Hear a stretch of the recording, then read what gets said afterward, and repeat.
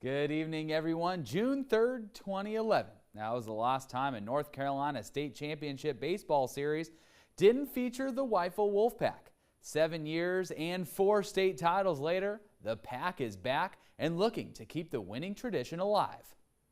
You know, it's a mentality, I think. We've developed a mentality of winning. That winning mentality has translated into physical results for the Whiteville baseball team.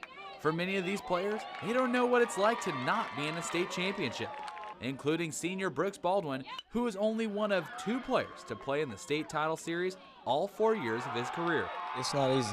It's not easy to get there. We work hard every year, all season, in season. It's definitely tough to get there. Each year's a new year, yeah. You can't take it for granted. People are doubting you every year, but you got to go prove it. The only other player to make it 4 times is Mackenzie Gore.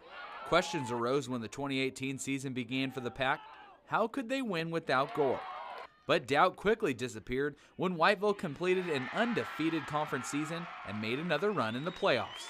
It has been rewarding to win, go undefeated in our conference again, win an Eastern Championship and get back to the state championship without him. And I don't say that lightly, but because I wish he was here and had another year. But obviously, it's it does prove that we had good players and our program's not built around just one big arm. Despite similar successes to years past, this group that's been playing together since they were 8 or 9 says something is not the same this season. I mean, this year's team's different from any of the teams I've been on in the past. I've been on varsity for 3 years now. We're different. I mean, we've got stronger in some areas, and some areas we're not as good. But I mean, this team's individual, and we're a good team. The strong core has only grown stronger, and now they look to add to their history for themselves, their school, and Wolfpack Nation. I like to see our community get excited. I like to see our town with bows up and their windows, painted and go Wolfpack. And they expect us to be here every year. They expect us to win, and we want to prove it that we can.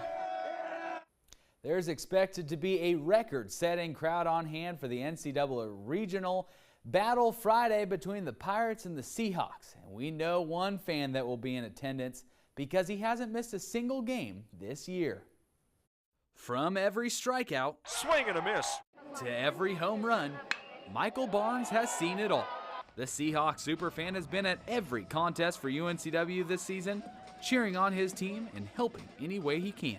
If we can influence one pitch or one at bat or something like that, I think we'd call it a success. No matter what, we have a good time out there at the field before, after, during the game. So that's really what it's all about. We're just having a good time. When you look at Barnes, you can see the passion he has for the school. A graduate of UNCW over a decade ago, and now his love for the team in teal has only grown since the great Brett Blizzard era. Going to a game of Trask was always sold out, great enthusiasm from the fans, and me and a few buddies kind of tried to bring some of that over to Brooks Field. And it's worked out pretty well. The baseball program's been very successful in that time frame.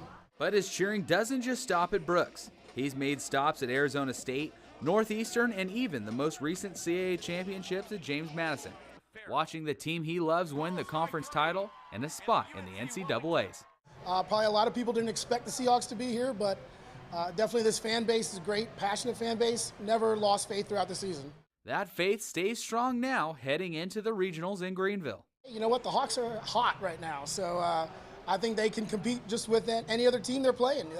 You saw them compete with ECU, 1-run games this season. No reason they can't beat them on Friday and then move on from there.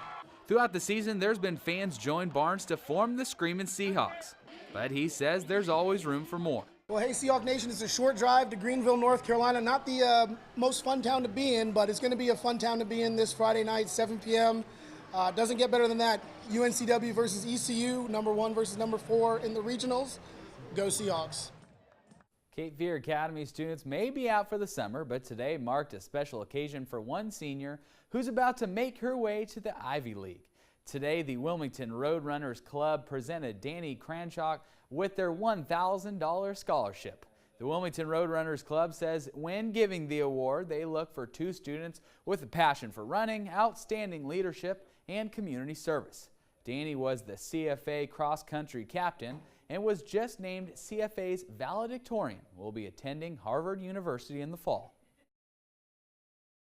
I started running in 7th grade when I wasn't an athlete at all. I didn't even like to sweat. I really did not think of myself as an athlete at all, but 6 years later I love running. It's really made me who I am and turned me into a lifelong runner.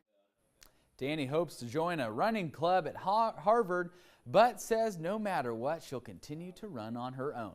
Cameron Ryman of Laney High School is the male recipient of the scholarship. He'll be attending NC State University. Congratulations to Danny and Cameron.